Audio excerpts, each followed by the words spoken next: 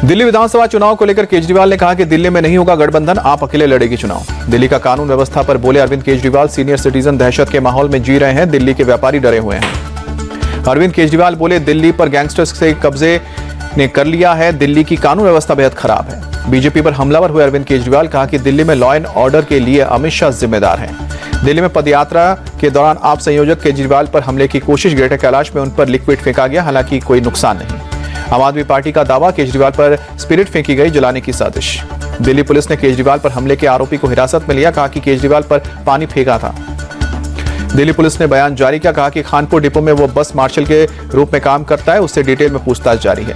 अपने पर हुए हमले पर बोले अरविंद केजरीवाल, कहा कि बीजेपी ने कल मेरे ऊपर हमला करवाया, हमला गंभीर भी हो सकता था। केजरीवाल पर हमले को लेकर दिल्ली के मंत्री सौरभ भारद्वाज ने कानून व्यवस्था पर सवाल उठाया। बीजेपी नेताओं पर कभी हमले नहीं होते हैं, केजरीवाल पर लगातार हमले हो रहे हैं। बीजेपी नेता मनजिंदर सिंह सिरसा बोले चुनाव आते ही केजरीवाल का ड्रामा शुरू हो जाता है, उन्हें यह ड्रामा बंद करना चाहिए। आम आदमी पार्टी के विधायक नरेश बालियान गिरफ्तार, गैंगस्टर के साथ मिलकर बिजनेसमैन से वसूली का आरोप लगा। बीजेपी ने जारी किया है बातचीत का ऑडियो। जांच में बालियान और कुख्यात गैंगस्टर कपिल सांगवान के बीच बातचीत का ऑडियो क्लिप सामने आया है। जांच में सहयोग न करने पर गिरफ्तारी। नरेश बालियान ने अपने ऊपर लगे आरोपों को खारिज किया, कहा कि बीजेपी ने सालों पुराने मामले को उठाया है, कोर्ट इससे पहले ही फर्जी बता चुका है। नरेश बालियान की गिरफ्तारी पर बोले अरविंद केजरीवाल, हमारे एमएलए को बीजेपी ने गिरफ्तार करवाया, साजिश के तहत नरेश बालियान गिरफ्तार हुए हैं। संभल की जामा मस्जिद में जांच करने पहुंची न्यायिक जांच आयोग की टीम, इलाके में भारी पुलिस बंदोबस्त। आज सुबह करीब 11 बजे संभल पहुंची न्यायिक जांच आयोग की टीम, सबसे पहले हिंसा वाली जगह का दौरा किया। संभल हिंसा की जांच के लिए गठित न्याय जांच समिति पर बोले मुरादाबाद मंडल के आयुक्त, जांच समिति अपना काम करेगी और तय करेगी क्या करना है। संभल की स्थिति पर निगरानी की जा रही है। संभल के डीएम राजेंद्र पेंसिया की अपील, 10 दिसंबर तक कोई भी संभल ना आए, यहां माहौल शांतिपूर्ण है, सिर्फ सतर्कता की वजह से लोगों को आने जाने से मना किया जा रहा है। संभल में न्यायिक जांच पर बोले डिप्टी सीएम ब्रजेश पाठक, कहा कि दोषी के खिलाफ सख्त कार्रवाई की जाएगी। सपा पहले पत्थर फेंकवाएं, फिर जब दंगे हो जाएंगे तो राजनीतिक पर्यटन करने जाएंगे। संभल हिंसा पर बोले सपा महासचिव शिवपाल सिंह यादव, कहा कि संभल में जो घटना हुई है वो सरकार द्वारा कराई गई है, वो मुसलमानों का मनोबल गिराना चाहते हैं।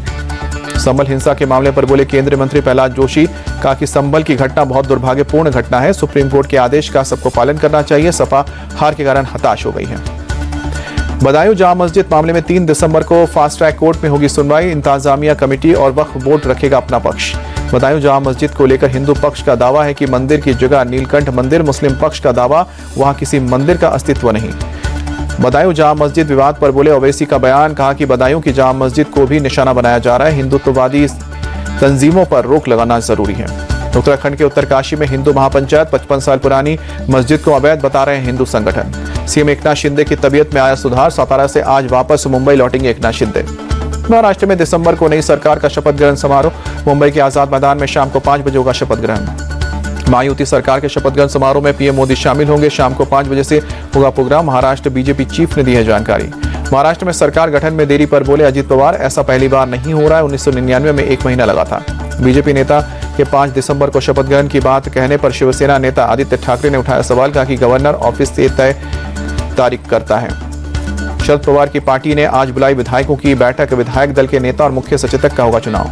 चुनाव आयोग ने कांग्रेस के डेलीगेशन को 3 दिसंबर को इन पर्सन मीटिंग में शामिल होने के लिए कहा। कांग्रेस ने महाराष्ट्र में वोटर लिस्ट में छेड़छाड़ और शाम को 5 बजे के बाद तेजी से वोट परसेंट बढ़ने का आरोप लगाया था। कांग्रेस ने नागपुर सेंट्रल से अपने कैंडिडेट बंटी शोलेख को नोटिस जारी किया, पूछा उन्हें पार्टी विरोधी गतिविधियों पर सस्पेंड क्यों न किया जाए, 2 दिन में जवाब मांगा है। बीजेपी ओबीसी मोर्चा के प्रेसिडेंट के लक्ष्मण बोले राहुल गांधी जातीय जनगणना का ड्रामा कर रहे हैं, बीजेपी जातीय जनगणना के खिलाफ नहीं है। झारखंड में मंत्रालय के बंटवारे पर जेएमएम नेता मनोज पांडे का बयान, इंडिया अलायंस के नेता अंतिम फैसला लेंगे, फिलहाल 5K के फॉर्मूले से चर्चा हो रही है। आज मालेगांव में होगी ओवैसी की रैली, धन्यवाद और विजय रैली को करेंगे संबोधित। कांग्रेस सांसद प्रियंका गांधी ने वायनाड में मंथावाड़ी में किया रोड शो, चुनाव में शानदार जीत के बाद आभार जताया लोगों का।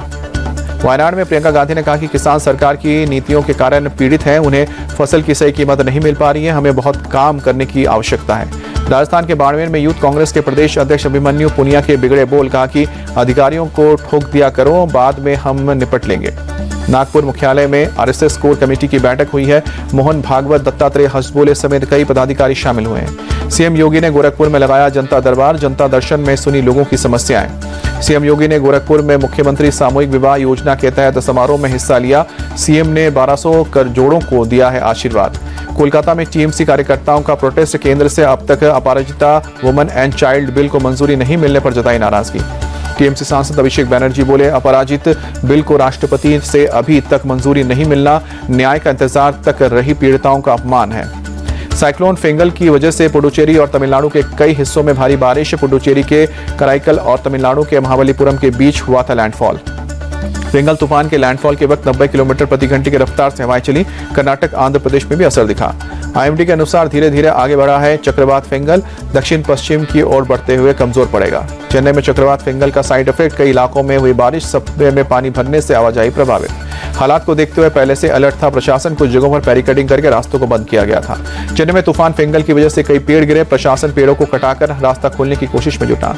चेन्नई के टी नगर इलाके में बारिश के बाद जल भराव, सड़कों पर भरा पानी। CM A K. स्टालिन ने चक्रवात फेंगल कोलाथूर इलाके का निरीक्षण किया, लोगों से बात करते भी नजर आए। तमिलनाडु के कोडालूर में बारिश के चलते जलभराव, चक्रवात फेंगल के दौरान इलाके में भारी बारिश हुई। पुडुचेरी के कई हिस्सों में चक्रवात फेंगल के चलते जलभराव, लोगों के घर और दुकानों में घुसा पानी। पुडुचेरी में भारी बारिश के बाद सड़कों पर भरा पानी। चक्रवात फेंगल के बाद ड्रोन वीडियो में शहर के कई हिस्से में जलभराव नजर आया। पुडुचेरी में चक्रवात फेंगल के बाद बाढ़ में फंसे लोगों को रेस्क्यू जारी, नावों के इस्तेमाल से लोगों के बचाव में लगी है रेस्क्यू टीम। तमिलनाडु के महाबलीपुरम में चक्रवाती तूफान फेंगल का दिखा असर, तटीय इलाकों में तेज हवाओं के साथ हुई है बारिश। चक्रवात की वजह से समुद्र में उठी ऊंची लहरें, मछुआरों को समुद्र से दूर रहने की सलाह दी गई। आंध्र प्रदेश के विशाखापट्टनम में समुद्र तट पर दिखी ऊंची लहरें, तेज हवाओं के साथ तट से टकराई लहरें। आंध्र प्रदेश के तिरुपति में भी तूफान फेंगल का असर दिखा, कई इलाकों में तेज हवाओं के साथ झमाझम बारिश हुई। दिल्ली के आनंद विहार इलाके में 340 के पार पहुंचे एयर क्वालिटी इंडेक्स, कई इलाकों में बहुत खराब श्रेणी में पहुंची वायु गुणवत्ता। देश की राजधानी के इंडिया गेट इलाके में धाई धुंध की मोटी परत, इलाके में बहुत खराब श्रेणी में पहुंचे AQI। दिल्ली के भीकाजी गांव प्लेस इलाके में बहुत खराब श्रेणी में AQI, इलाके में छाई धुंध की मोटी परत। दिल्ली की यमुना नदी में भी बड़ा प्रदूषण का स्तर, कालिंदी कुंज में दिखी जहरीली झाग। यूपी के आगरा में धुंध की चादर में लिपटा ताजमहल, इलाके में बढ़ते प्रदूषण से वायु गुणवत्ता पर असर। मुंबई के कई इलाकों में छाई धुंध की परत, नरीमन पॉइंट में धुंध के चलते कम हुई विजिबिलिटी। दिल्ली में बीती रात वाहनों की जांच करती नजर आई पुलिस, बढ़ते प्रदूषण के बाद सतर्कता बढ़ती जा रही है। पुलिस ने ग्रैफ 4 के नियमों के पालन की जांच की है, बॉर्डर इलाके में गाड़ियों की जांच की जा रही है। संत कबीर नगर में मंत्री नंद गोपाल गुप्ता नंदी की फ्लीट की बुलेरो गाड़ी ट्रैक्टर से टकराई, हादसे में बाल बाल बचे मंत्री नंदी। सुरक्षा में तैनात सीआरपीएफ के 3 जवान और ड्राइवर घायल हुए। गोरखपुर से लौटते समय हुआ हादसा, मंत्री नंदी ने घायल जवानों को अपनी गाड़ी से बस्ती के हॉस्पिटल में भर्ती कराया। जयपुर में लॉरेंस बिश्नोई और रोहित गुदारा गैंग की एक महिला समेत 3 बदमाश गिरफ्तार, 2 देसी कट्टे और 2 जिंदा कारतूस भी बरामद किए। पूछताछ में हुआ खुलासा, गैंग के सदस्य अवैध हथियार, अपहरण और फिरौती की धमकी देकर पैसा वसूलते हैं।